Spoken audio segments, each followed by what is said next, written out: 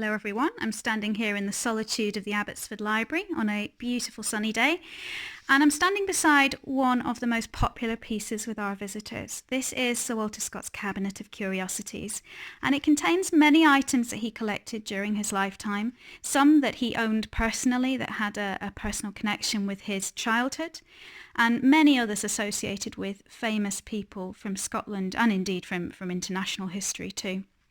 And there's one particular item that I thought would really benefit from a full 360-degree view during lockdown, which is this, the stunning blotter of Napoleon Bonaparte.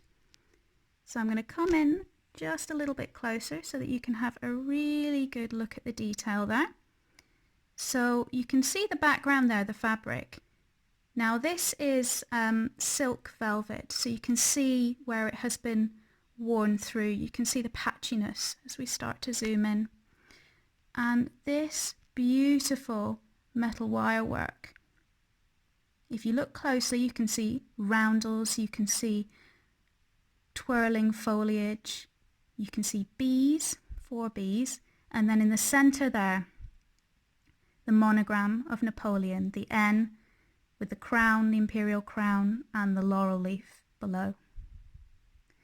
And if I zoom in really, really closely, you can just see the few remaining beads, the gold beads, just in some places that have survived. So what I shall do now is open it up, and this is something that people never get to see. Now, before I do so, remember that some people question the authenticity of some items in Scott's collection, and that's with very good reason. You know, he was somebody that blended the boundaries on occasion between fact and fiction and always enjoyed a good story. But he also did comprehensive research of his own and wouldn't willingly acquire something that he knew was masquerading as the real deal, although he may have been duped on occasion. Now, the workmanship, as you can see on the outside of this, is stunning, but wait until you see the interior. So I'll just open it up now. And again, you get a sense of just how worn it is. Now, can you see on that sheet of paper there, that imprint? So, if I lift it up to the light, which I will do slowly, hopefully you can see the Imperial Watermark of Napoleon. And it's interesting that there is only one leaf of paper, one sheet left inside the blotter, almost as if that's emblematic of Napoleon running out of time, his power running down. One of the most interesting things about this piece is we don't 100% know when it arrived in the Abbotsford collection. Tradition has had it, and Mary Monica, Scott's great-granddaughter, publishes this in her account of Abbotsford, that it was captured from Napoleon's carriage after the Battle of Waterloo. And Napoleon did indeed have a writing desk in his carriage, so that's entirely possible. But the situation is a little confused by its smaller cousin. The blotter's smaller cousin is this little pen case. And as you can see, it's clearly from the same writing set. And if I zoom in, we can verify that. Same wire work, although it's lost its metallic sheen, much as the surface of the blotter has. And then if I open it up for you, you can see we are very fortunate in that the provenance letter, the original letter gifting the pen case to Scott, still survives inside.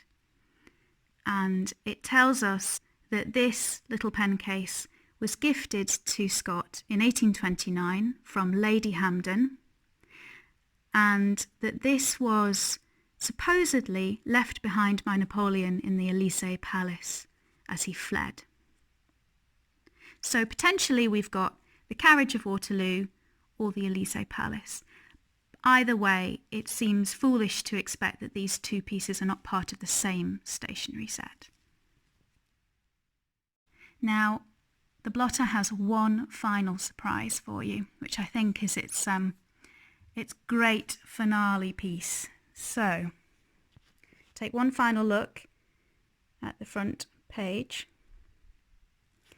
And now I'm going to gently turn it. It's extremely fragile, so I'll do this slowly.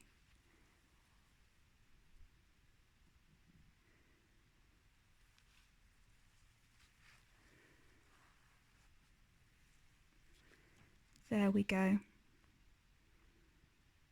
This is the original luster of the piece. The gold work hasn't rubbed away. The silk velvet is still plush and deep. And the other side is simply the result of it being displayed in a well-lit area with a double aspect window, or triple aspect window I should say, and represents the damaging effects of light over time before people really understood what ultraviolet light did to fabrics.